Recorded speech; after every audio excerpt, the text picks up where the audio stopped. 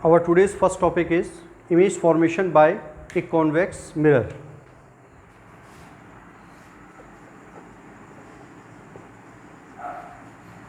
Physics, image formation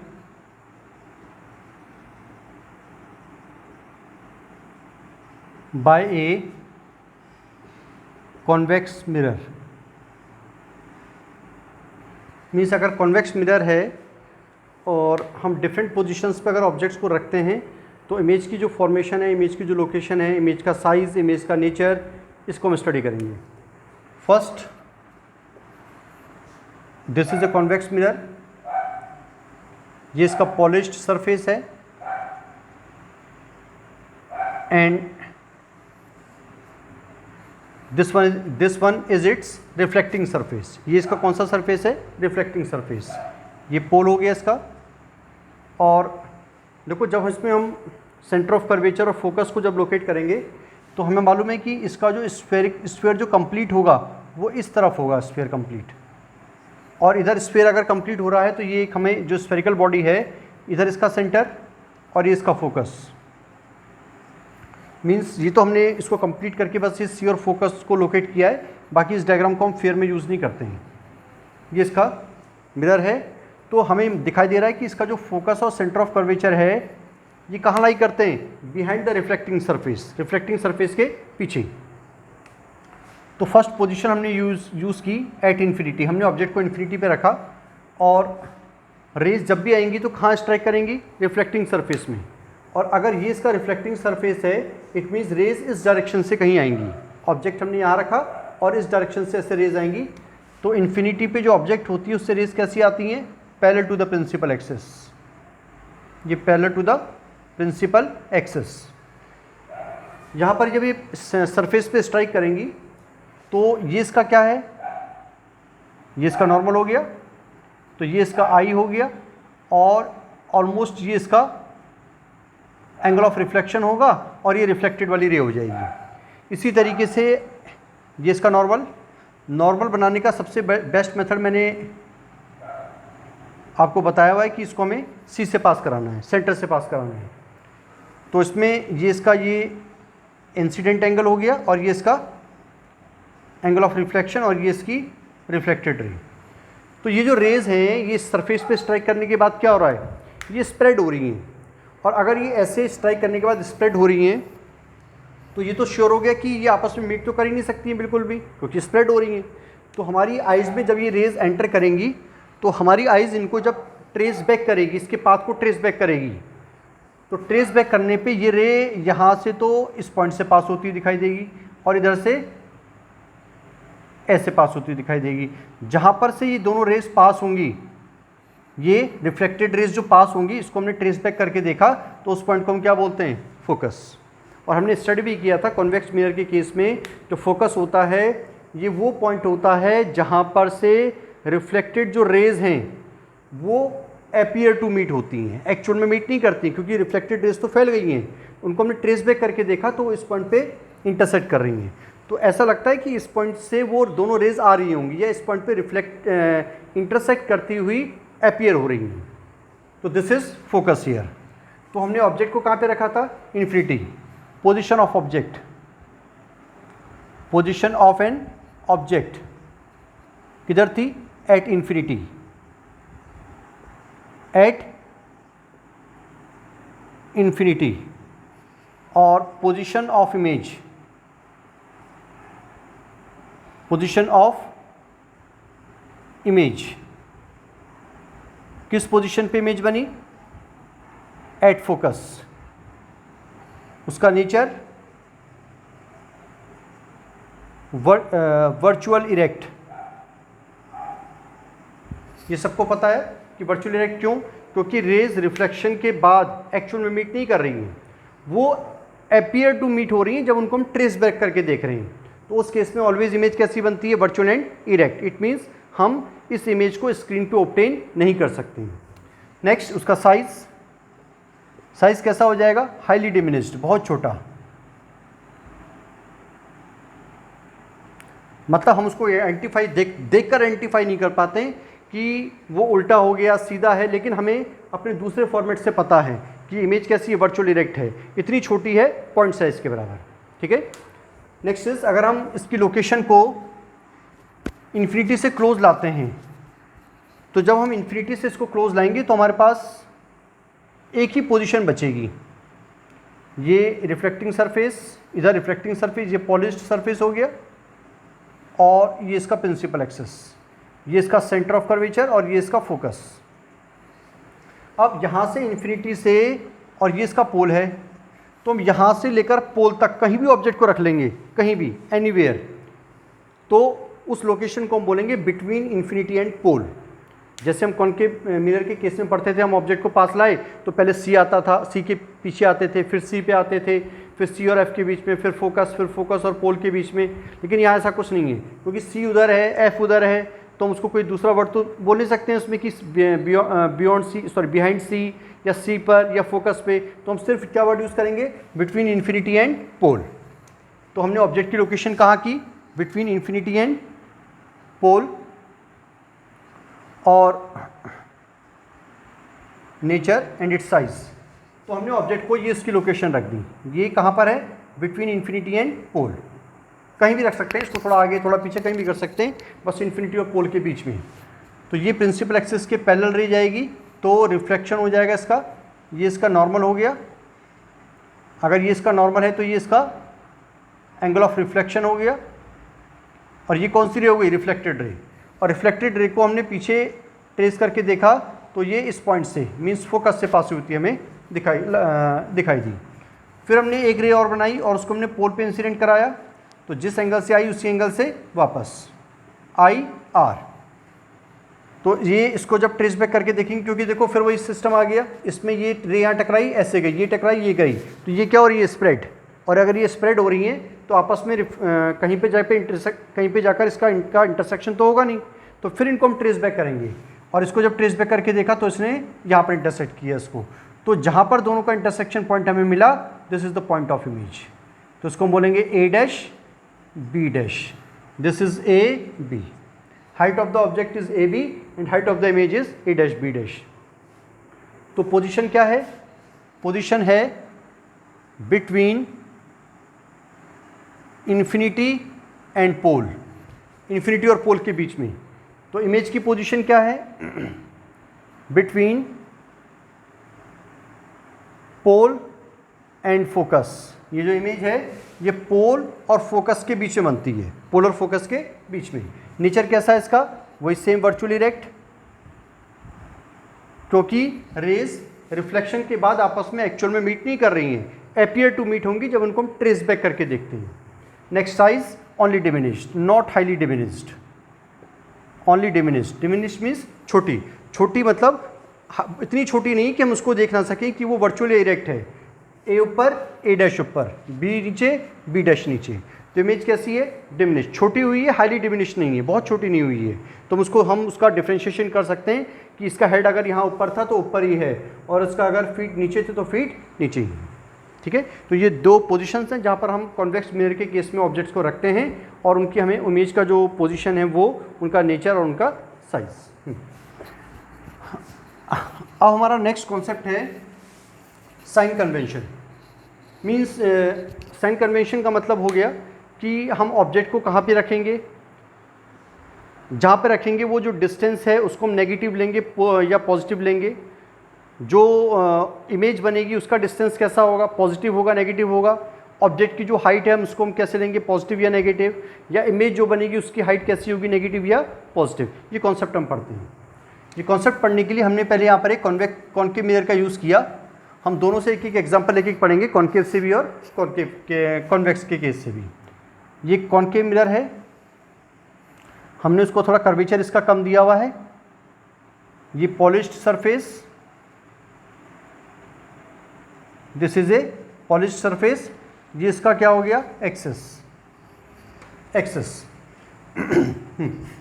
तो देखो ये अगर इसका रिफ्लेक्टिंग सरफेस है अंदर की तरफ को मुड़ा हुआ, अगर इसका रिफ्लेक्टिंग सरफेस अंदर की तरफ को मुड़ा हुआ है तो ये किसका डायरेक्शन है, ये एक रे आएगी और इसको हम बोलेंगे direction of incident ray. Incident ray का direction, this is the direction of incident ray, it means left to right, left to right, left to right, ये इसका डायरेक्शन है। हमें ये ध्यान रखना है कि जितने भी हम डिस्टेंसेस को मेजर करेंगे वो सारे के सारे डिस्टेंसेस हम पोल से मेजर करते हैं। All the distances are measured, all the distances are measured from pole. Means अगर यहाँ पर कोई ऑब्जेक्ट है, ये कोई पोजीशन है, हमने यहाँ से लेकर पोल तक की दूरी नापनी है, डिस्टेंस नापना है, तो हम ये डिस्टेंस ऐसे नहीं नापेंगे दिस पॉइंट टू पोल, हम कैसे नापेंगे पॉइंट टू दिस पॉइंट, पोल से उस पॉइंट तक का डिस्टेंस नापेंगे, उस पॉइंट से पोल का डिस्टेंस नहीं नापेंगे, क्योंकि अगर हम इस पॉइंट से पोल का डिस्टेंस नाप रहे हैं तो उसका डायरेक्शन हमें कैसे लेना पड़ेगा राइट, और अगर हम पोल से इस पॉइंट का डिस्टेंस नाप रहे हैं तो हमें डिस्टेंस कैसे मेजर करना पड़ेगा टुवर्ड्स लेफ्ट, लेफ्ट डायरेक्शन में मेजर करना पड़ेगा। तो ये लेफ्ट और राइट से भी एक्चुअल में क्या होता है कि हमारे साइंस का जो हम साइंस यूज़ करेंगे वो गलत हो जाते हैं, ये वो चेंज हो जाते हैं। तो जो distances along the incident ray equal to positive, जितने भी डिस्टेंसेस हम इंसिडेंट रे के अलोंग मेजर करेंगे वो सब कैसे होंगे पॉजिटिव। डिस्टेंस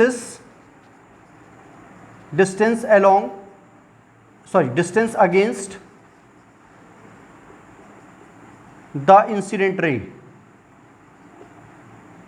अगर हम कोई डिस्टेंस इंसिडेंट रे के अगेंस्ट मेजर कर रहे हैं, मींस इंसिडेंट रे ऐसे आ रही है और हम डिस्टेंस को ऐसे मेजर कर रहे हैं अपोजिट, इस डायरेक्शन में, लेफ्ट डायरेक्शन में, इंसिडेंट रे कैसे जा रही है टुवर्ड्स राइट, हम डिस्टेंस किधर मेजर कर रहे हैं टुवर्ड्स लेफ्ट, तो ये डिस्टेंसेस कैसे होंगे नेगेटिव, नेगेटिव डिस्टेंसेस। उसके बाद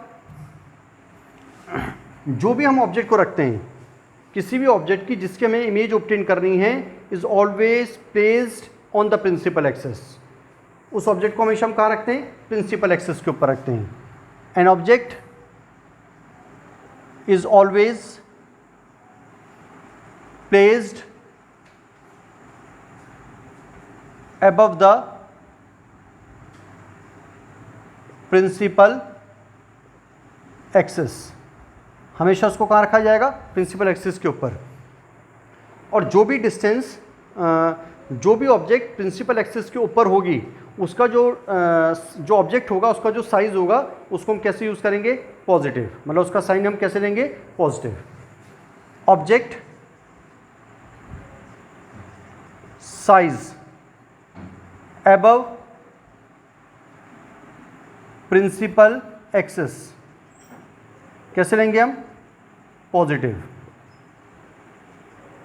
मीन्स ये हमारे पास हमने कोई ऑब्जेक्ट को रखा, ये ऑब्जेक्ट को हमने रखा और ऑब्जेक्ट को रखने के बाद ये जो साइज होगा इस ऑब्जेक्ट का जो साइज होगा उसको हम बोलेंगे प्लस एच पॉजिटिव।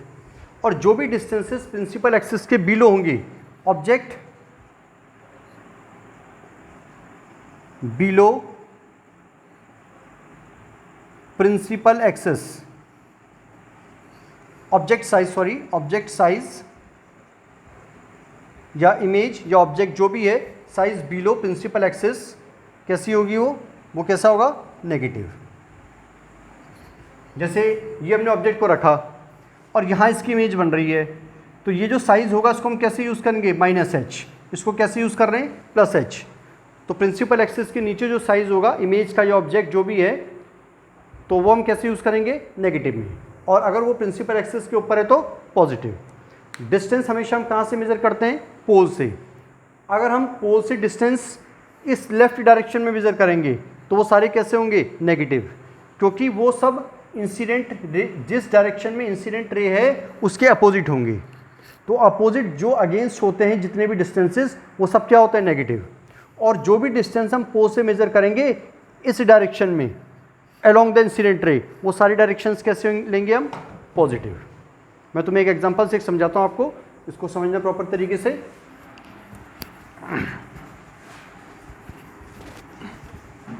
जैसे हम इसको एग्जांपल लेके समझते हैं, जैसे हमें पहले कुछ टर्म्स याद रखनी है, यू का मतलब होता है distance of object, distance of an object.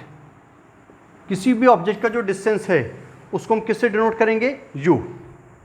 We means distance of an image, इसको हम कंप्लीट कर देते हैं, distance of an object from pole, from pole, from pole. उसके बाद R, this is called radius of curvature, radius of curvature. कहां से कहां तक का डिस्टेंस होता है ये? From P to C, pole से लेकर सेंटर ऑफ कर्वेचर तक, तो उसको हम क्या बोलते हैं? R, it means radius of curvature. और next is focal length. Focal length, focal length कौन सा डिस्टेंस है? From pole to focus, pole से लेकर फोकस तक का जो डिस्टेंस है is always denoted by small f। Next is h, h is what? Height of an object. किसी भी ऑब्जेक्ट की हाइट को हम किससे डिनोट करेंगे? h। और h डैश क्या का मीनिंग क्या होता है? Height of an image, height of an object h, height of an image h dash. ठीक है।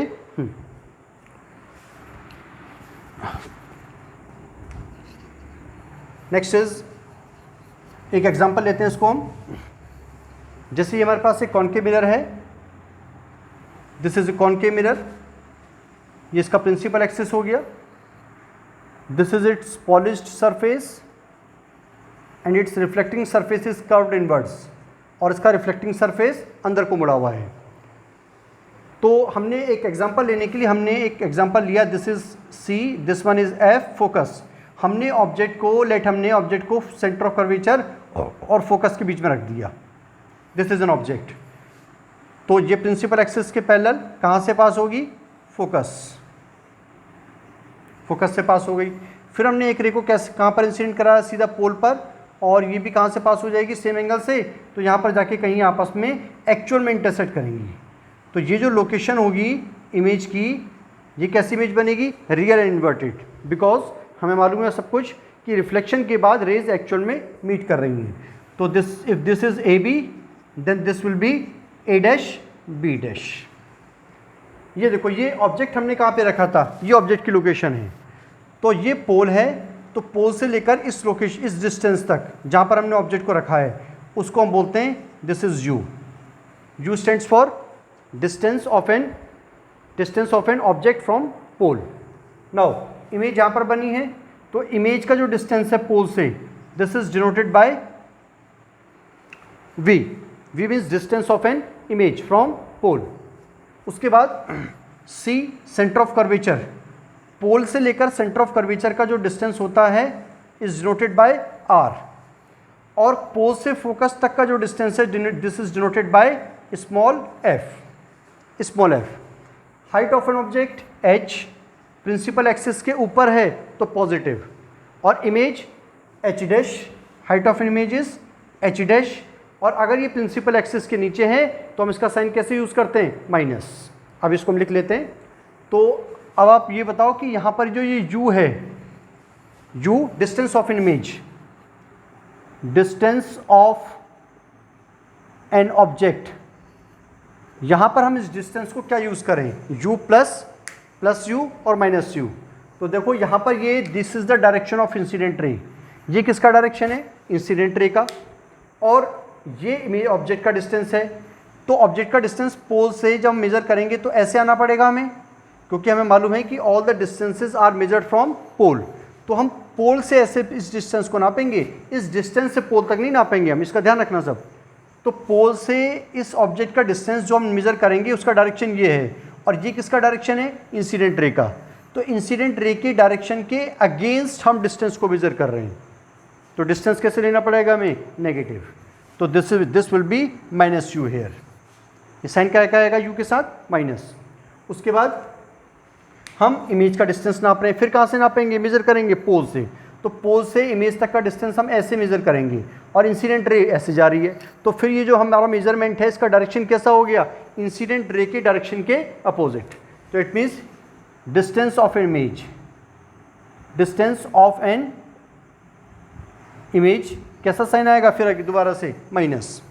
अब रेडियस ऑफ कर्वेचर को देखो, रेडियस ऑफ कर्वेचर पोल से सी तक का डिस्टेंस फिर ऐसे मेजर करेंगे हम टुवर्ड्स लेफ्ट और इंसिडेंट रे का डायरेक्शन टुवर्ड्स राइट, तो फिर अपोजिट डायरेक्शन में मेजर करना पड़ रहा है।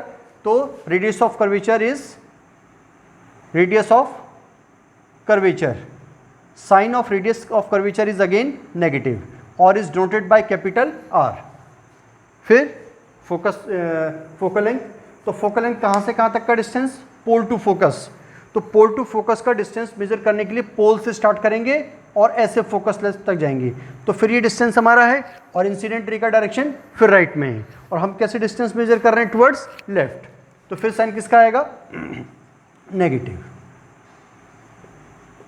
तो दिस इज माइनस एफ। ये जो हम साइन कन्वेंशन यूज कर रहे हैं इन्हीं की हेल्प से हमें न्यूमेरिकल समझ में आएंगे, अदरवाइज हमें न्यूमेरिकल्स में कुछ भी समझ में नहीं आएगा कि हम u नेगेटिव क्यों ले रहे हैं, v पॉजिटिव क्यों ले रहे हैं या f पॉजिटिव क्यों, r नेगेटिव क्यों, इनके साइन कन्वेंशन हमें बिल्कुल भी समझ में नहीं आएंगे। अगर हमें साइन कन्वेंशन नहीं मालूम है तो न्यूमेरिकल्स में बहुत प्रॉब्लम्स आती है, ठीक है।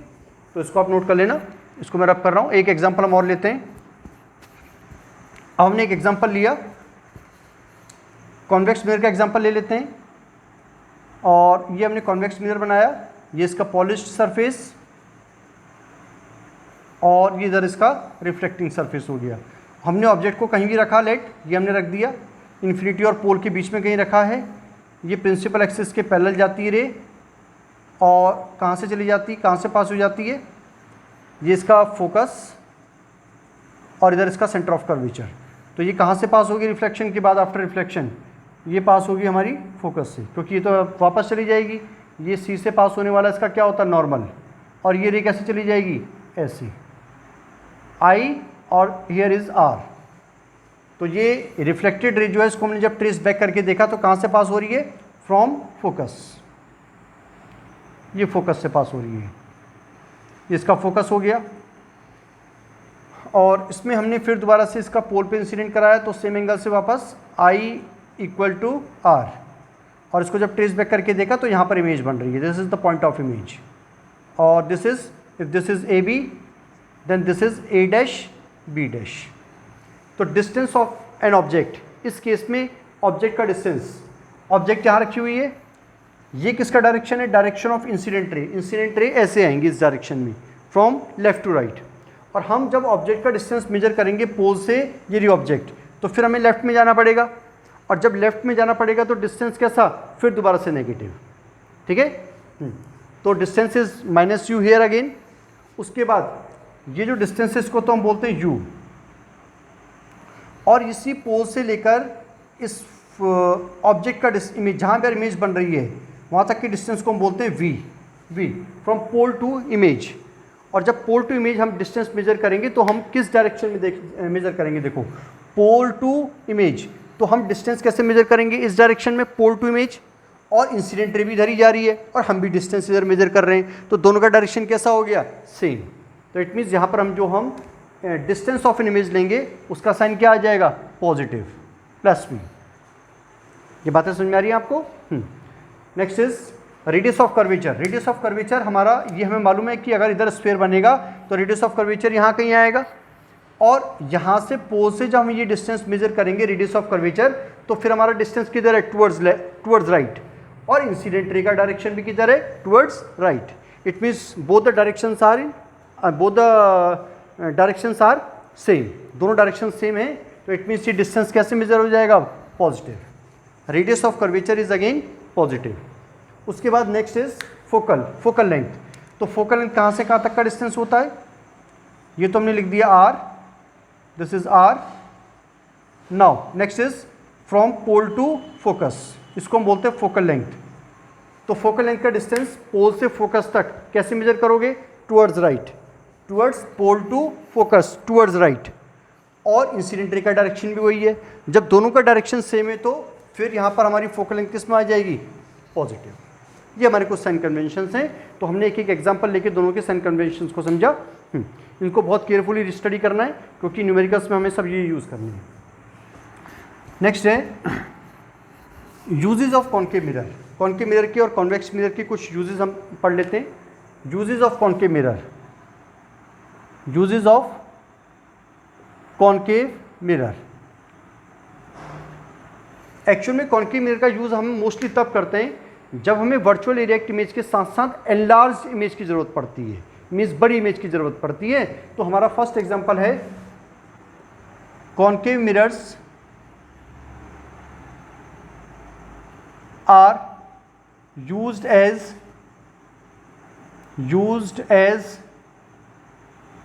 shaving mirrors। As a shaving mirrors हम कॉन्केव मिरर्स को यूज़ करते हैं। शेविंग मिरर्स में कॉन्केव मिरर को यूज़ जब हम करते हैं तो हमें इस चीज़ का ध्यान रखना पड़ता है, जैसे ये कॉन्केव मिरर है और ये इसका फोकस है, तो हम अपने चेहरे को जब रखते हैं तो हम अपने चेहरे को हमेशा फोकस और पोल के बीच में रखते हैं। यहाँ पर हमारा कहीं फेस होता है, यहाँ पर, कहाँ पर होता है हमारा फेस? पोल और फोकस के बीच में, क्योंकि हमें मालूम है कि कॉन्केव मिरर के केस में जब हम पोल और फोकस के बीच में ऑब्जेक्ट को रखेंगे तो इमेज पीछे बनेगी और कैसी बनेगी? एनलार्ज बनती है, एंड वर्चुअल इनडायरेक्ट। ये हमने स्टडी किया हुआ, ये अगर हमारा फेस है तो इस टाइम ये इसका हमारा फेस हो गया और ये में कैसे जाएगी? पैरेलल, तो कहाँ से पास हो जाएगी? फ्रॉम फोकस, और अगर पोल पे इंसिडेंट कराएंगे तो सेम एंगल से वापस। तो जब इसको हम पीछे ट्रेस बैक करके देखते हैं तो हमें इमेज कहाँ दिखती है? समवेयर हेयर, कहीं यहाँ दिखती है। तो अगर ये ए बी है तो इट मीन्स इमेज क्या हो गई? ए डैश बी डैश। तो जो हमारा चेहरा था वो इतने छोटे से इतना बड़ा हो गया और साथ साथ वर्चुअल इरेक्ट भी है। तो इससे क्या होगा कि जो शेविंग करेगा उसको शेविंग करने के लिए अपना चेहरा बड़ा दिखाई देगा और वो अपनी शेविंग को प्रॉपर तरीके से कर सकता है। तो concave mirrors are used as shaving mirrors because it gives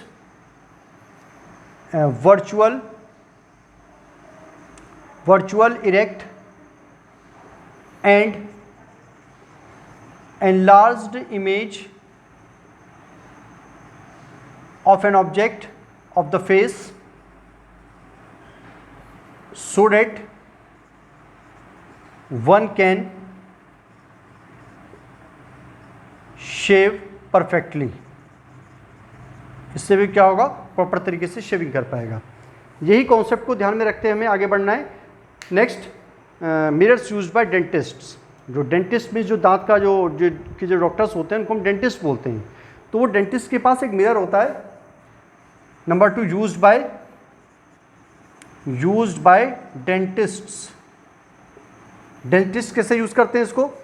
उनके पास एक आयरन की छोटी सी एक रॉड टाइप की होती है, यहाँ पर उनके पास एक मिरर लगा होता है। इसमें से वो हमारे इस मुंह के अंदर इसको डालते हैं। जब मुंह को इसके अंदर डालते हैं तो क्या ध्यान रखते हैं? ये मिरर एक्चुअल में इस तरीके से सेट होना चाहिए कि हमारा दांत फोकस और इस मिरर के पोल के बीच में आ जाए। और जब हमारा दांत फोकस और मिरर के जो मिरर है उसके पोल के बीच में आ जाएगा तो हमारे यही सिचुएशन आ गई। पोल और फोकस के बीच में हमारा दांत आ गया, हमारा दांत हो गया। और ये अगर हमारा दांत है तो यही दांत हमें कितना बड़ा दिख रहा है? इतना बड़ा दिख रहा है। लेकिन कहाँ पर रखा, कैसे पोजीशन सेट करनी है कि हमारा दांत पोल और फोकस के बीच में आ जाए। तो हमें अपने दांत की कैसी इमेज दिखाई दे रही है? एनलार्ज। तो डॉक्टर्स उसको प्रॉपर्ली ऑब्जर्व कर सकते हैं। ठीक है। Next is concave mirrors vehicles की हेडलाइट्स में भी यूज होते हैं। Used in the headlights of vehicles. कैसे करते हैं व्हीकल्स के हेडलाइट्स में यूज़? जैसे ये बल्ब है और इसी बल्ब के पीछे अगर तुमने गाड़ी की हेडलाइट को देखा होगा तो आगे की बात नहीं कर रहे हैं, यहाँ पर तो एक शीशा होगा ही होगा, यहाँ पर तो मिरर होगा ही होगा। इससे पहले उसके पीछे बल्ब के पीछे की तरफ यहाँ पर एक शाइनी सरफेस होता है, मेटल का शाइनी सरफेस होता है, मेटल का सरफेस होता है। और हमें मालूम है कि metal is a best reflector of light raise. Metal he light rays को प्रॉपर तरीके से रिफ्लेक्ट करता है। तो इट मीन्स जब ये फोकस पे बल्ब होगा, ये बल्ब एक्चुअल में कहाँ रखते हैं, एट इसकी जो पोजीशन होती है इस तरीके से सेट की जाती है कि ये बल्ब कहाँ पर आ जाए, फोकस। और जब ये बल्ब फोकस पे होगा, यहाँ से लाइट रेज निकलेंगी, तो हम ये बोल सकते हैं कि light rays are passing through focus, क्योंकि वो फोकस से निकल के जा रही हैं। तो जब वो फोकस से निकल के जाएंगी, यहाँ मिरर पे टकराएंगी, तो मिरर से रिफ्लेक्ट होने के बाद कैसी चली जाएंगी, ये मिरर है, मीन्स रिफ्लेक्टिंग सरफेस है, मेटल का सरफेस है, मेटल के सरफेस पे जब भी लाइट रेज स्ट्राइक करेंगी तो वो कैसी चली जाएंगी, पैरेलल टू द एक्सिस, ऐसे चली जाएंगी।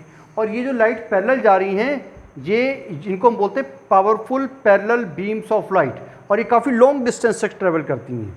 जैसे रात के समय में कहीं कार या बाइक के हेडलाइट्स लगा के हम छोड़ दें तो उनका जो हम देखेंगे कि वो बहुत दूर तक फोकस करती हैं, तो पैरेलली काफ़ी लॉन्ग डिस्टेंस तक फोकस करती हैं, और ये ड्राइवर को सेफ ड्राइविंग करने में फिर हेल्प करता है। इसी तरीके से जैसे हमारे घर में टॉर्च होता है, टॉर्च में जो बल्ब होता है ना, अगर मान लो ये बल्ब ख़राब हो गया किसी कारण से, तो हम ऐसा नहीं कर सकते इसमें कि इससे बड़े साइज़ का बल्ब हम यूज़ कर लें। मीन्स ये जो बल्ब है इसको रिप्लेस करना, हमने इसको निकाला और इससे छोटा बड़ा बल्ब यूज़ कर लिया। छोटा बड़ा बल्ब यूज़ करने से क्या होगा कि ये बल्ब, मान लो ये बल्ब का फोकस यहाँ पर आया, जो बल्ब जलेगा वो यहाँ पर जलता है, तो यहाँ पर ये फोकस तो है नहीं, तो लाइट रेज जब यहाँ से निकलेंगी तो हम ये नहीं कह सकते कि वो फोकस से पास हो रही हैं। और जब लाइट रेज यहाँ से निकलेंगी और वो फोकस से पास नहीं हो रही होंगी, तो उनकी पैरेलल बीम्स हमें ऑब्टेन नहीं होगी। जैसे हमने घर में देखा होगा, जैसे हमारे घर में टॉर्चेस होते हैं, टॉर्चेस का बल्ब अगर कभी ख़राब हो जाए तो जब उसमें हम नया बल्ब लगाते हैं तो हमें कई बार उसके आगे एक वो होता है ना, रोटेट करने वाला एक मटेरियल होता है, तो उसको हमें आगे पीछे करके सेट करना पड़ता है, क्योंकि उसकी लाइट, जो टॉर्च है उसकी लाइट पैरेलल नहीं जाती हैं, ऐसे फैल जाती हैं। तो अगर हमें उसकी लाइट पैरेलल भेजनी है तो हमें उसको आगे उससे घुमाना पड़ता है। मीन्स घुमाने का मतलब ये होता है कि हमें बल्ब को एक्चुअल में उस जगह सेट करना है जहाँ पर, जिस पॉइंट को हम बोलेंगे फोकस। तो घुमाने से कुछ ऐसा होता है कि वो बल्ब एक्चुअल में फोकस से पहुँच जाता है। फोकस पे पहुंचा, लाइट वहाँ से निकलेगी, रिफ्लेक्टिंग सरफेस पे टकराएगी और कैसे चली जाएगी, पैरेलल। ठीक है, ये इसके कॉन्सेप्ट्स हैं। इसका एक यूज़ और हम पढ़ लेते हैं, इसको हेडलाइट्स ऑफ व्हीकल्स में इसको रिटर्न कर लेते हैं। क्यों यूज़ करते हैं, to get the powerful parallel beams of light, parallel beams of light rays, so that a driver can drive safely, ताकि जो एक ड्राइवर है वो सेफली क्या कर सके, ड्राइविंग कर सके। ये आप लोग नोट कर लेना, मैं इसको पॉज करके मैं इसको रब कर रहा हूँ। Next is concave mirrors. Actual में जैसे आजकल डिशेस यूज़ होती हैं छत में, जिससे हमारा जो एंटीना होता था, एंटीना को रिप्लेस करके आजकल डिशेस लगती हैं। वो जो डिश होती है उसका जो रिफ्लेक्टर होता है वो कॉनकेव होता है, as a reflector in television dishes, TV dish, जिसको हम डिश एंटीना बोलते हैं। तो उसकी जो डिशेस है उसमें भी ऐसे कॉनकेव एक रिफ्लेक्टर होता है, ये कॉनकेव रिफ्लेक्टर है। और जब भी सिग्नल्स ऐसे आएंगे पैरेलल, क्योंकि बहुत दूर से सिग्नल्स आएंगे कहीं, और वो जब सिग्नल्स ऐसे पैरेलल आएंगे तो पैरेलल आने के बाद जब इस सरफेस पे, कॉनकेव सरफेस पे स्ट्राइक करेंगे तो सारी की सारी रेज एक्चुअल में कहाँ पर कंसंट्रेट हो जाएंगी, फोकस पे। ये इसका फोकस हो गया तो सारी की सारी रेज कहाँ पर कंसंट्रेट होंगी, फोकस। क्योंकि जो भी पैरेलल रेज आती हैं वो सारी की सब कहाँ से पास होती हैं, फोकस से पास होती हैं। तो यहाँ पर एक्चुअल में सिग्नल को रिसीव करने के लिए कैमरा लगा दिया जाता है। कैमरा, या उसको हम रिसीवर बोल सकते हैं, कैमरा बोल लो या रिसीवर बोल लो। और अगर हमारा ये रिसीवर की पोजीशन चेंज हो गई तो इसमें हमारी जो टीवी है उसमें जो हमारी चैनल्स हैं वो प्रॉपर तरीके से नहीं आएंगे, क्योंकि हमारे सिग्नल्स मैच नहीं हो रहे हैं रिसीवर के द्वारा, वो प्रॉपर तरीके से कैच नहीं हो पा रहे हैं। तो ये रिफ्लेक्टर हम यूज़ करते हैं जो ये इज़ ऑल्सो कॉनकेव, ताकि इस पर लाइट रिफ्लेक्ट होकर कहाँ से पास हो, सारी की सारी रेज फोकस से। और फोकस पे क्या लगा हुआ है, रिसीवर। वो रिसीवर करेगा, उन जो भी सिग्नल्स आएंगे उनको हमारे कहाँ भेजेगा, टीवी में भेजेगा, फिर वहाँ से हम चैनल्स को देख सकते हैं। इसके अलावा uses of convex mirrors, uses of convex mirrors. Convex mirror में फर्स्ट हम यूज कर रहे हैं as a rear view are used as a rear view. Rear का मतलब होता है पीछे। As a rear view mirrors, rear view mirrors in vehicles. जो व्हीकल्स हैं उनमें as a rear view mirrors इनको हम यूज़ करते हैं। मीन्स रियर व्यू मतलब पीछे का जो ट्रैफिक है उसको देखने के लिए। क्यों करते हैं? क्योंकि एक तो ये जो मिरर्स होते हैं ये ऐसे बाहर की तरफ को मुड़े हुए होते हैं। ये तो पॉलिश सरफेस हो गया इसके अंदर की तरफ को, तो अगर यहाँ से लाइट ऐसे आएगी, ये लाइट रे ऐसे आएगी तो ऐसे स्प्रेड हो जाएगी, इतनी इतनी चौड़ी चली जाएगी। यहाँ से लाइट रे ऐसे पैरेलल आएगी तो इतनी ज़्यादा स्प्रेड हो जाएगी, ऐसे ऐसे स्प्रेड हो जाएगी। तो ये जो लाइट जहाँ तक स्प्रेड हो रही है उतना फील्ड हमें ऑब्जर्व होता है, उतना फील्ड हमें आसानी से दिखाई देता है। जो गाड़ी के पीछे मिरर्स लगे ना वो ऐसे होते हैं, ऐसे अंदर को मुड़े होते हैं, ऐसे देखो ये बाहर को मुड़े होते हैं ऐसे। तो ये इनका रिफ्लेक्टिंग सरफेस होता है। यहाँ पर देखते हैं ड्राइवर्स, तो ये इतना हिस्सा चौड़ा हिस्सा, यहाँ से इतना चौड़ा और यहाँ से इतना चौड़ा हिस्सा, ये इनको दिखाई देता है इजीली। इसके अलावा कॉन्वेक्स मिरर के केस में क्या होता है कि जब हम जो पीछे ट्रैफिक आ रहा है वो इन्फिनिटी पे तो हो नहीं सकता, तो श्योर कहीं ना कहीं वो इन्फिनिटी और पोल के बीच में होगा। और अगर वो इन्फिनिटी और पोल के बीच में होगा तो इमेज कहाँ बनेगी? फोकस और पोल के बीच में। कैसी बनती है? Virtual, erect, diminished. ये आपको सबको मालूम है। जैसे इसमें ये तो वाइडर फील्ड ऑफ व्यू के लिए हमने बना ली डायग्राम, इससे हमें वाइडर फील्ड ऑफ व्यू दिखता है क्योंकि लाइट रेज जब भी आएंगी parallel to the principal axis तो क्या हो जाएंगी? स्प्रेड। तो इतना चौड़ा, इतना वाइडर फील्ड हम देख सकते हैं इजीली। ये वाइडर फील्ड को हम देख सकते हैं। इसके अलावा ये कॉन्वेक्स मिरर है। कॉन्वेक्स मिरर के केस में ये इसका प्रिंसिपल एक्सिस हो गया। हमने कहीं पे पोल और फोकस इन्फिनिटी के बीच में ये ऑब्जेक्ट को रखा, ये ऑब्जेक्ट है और ये इमेज प्रिंसिपल एक्सिस के पैरेलल, तो कहाँ से पास होगी? फोकस। ये फोकस से पास हो जाएगी, रिफ्लेक्ट होकर वापस जाएगी, पीछे करेंगे तो फोकस से पास होगी। इसके अलावा पोल पे इंसिडेंट करेंगे तो सेम एंगल से वापस, तो ये इसको ट्रेस बैक किया तो ये इसका इंटरसेक्टिंग पॉइंट है। तो यहाँ पर कहीं इमेज बन रही होगी, हेयर, तो यहाँ पर इमेज बन रही होगी। तो this is A dash B dash and this is A B, A dash B dash. कैसी इमेज हो गई? छोटी। मीन्स अगर ये पीछे से ट्रक आ रहे हैं, ये ट्रक आ रहा है, ये ट्रक इतना बड़ा ट्रक हमें इतना छोटा दिखता है, तो इससे क्या फ़ायदा होगा? इससे ये फ़ायदा होगा कि अगर हमारे पीछे गाड़ी के पीछे से 10 ट्रक आ रहे होंगे तो उनका साइज़ छोटा होने के कारण 10 के 10 हमें विजिबल हो जाते हैं। तो पीछे का ट्रैफिक स्मूथली हम ईजिली हम इनको देख सकते हैं और अपनी जो ड्राइविंग है उसको हम स्मूथ कर सकते हैं। तो इसलिए as a rear view mirrors किसका यूज़ करते हैं? कॉन्वेक्स मिरर का यूज़ करते हैं। To see the wider gives are used as a rear view mirrors in vehicles to see the wider field of view, and it also gives virtual, erect and diminished image. Means truck जैसा है वैसा ही हमें दिखाई देगा, virtual दिखाई देगा, erect means सीधा दिखाई देगा और डिमिनिश मीन्स छोटा। छोटे का मतलब है कि हमें जितना भी ट्रैफिक आ रहा होगा हमें प्रॉपर तरीके से वो ऑब्जर्व हो जाएगा। इसका एक एग्जांपल हम और लिख लेते हैं। जैसे अब तो कैमरे आ गए, कैमरे से पहले क्या होता था कि जो शोरूम्स हैं, ये जो शॉपकीपर्स हैं, वो अपने शॉप में किसी कॉर्नर में बहुत बड़ा सा कॉन्वेक्स मिरर लगाते थे। तो उस कॉन्वेक्स मिरर से क्या होता था कि जो वाइडर फील्ड ऑफ व्यू है, मीन्स दुकान का पूरा एरिया कवर, उन्होंने एक लोकेशन सेलेक्ट की, are used, convex mirrors are used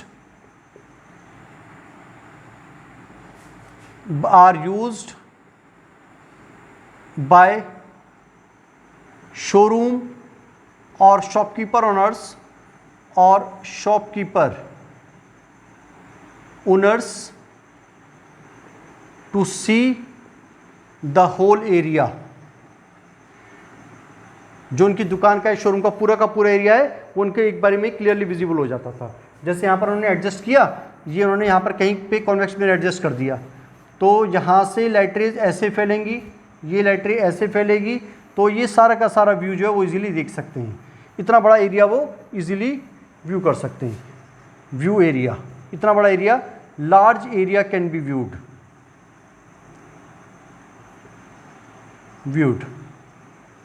बहुत बड़ा एरिया उसको व्यू कर सकते हैं किसी भी एक लोकेशन पे उसको एडजस्ट करके, ठीक है।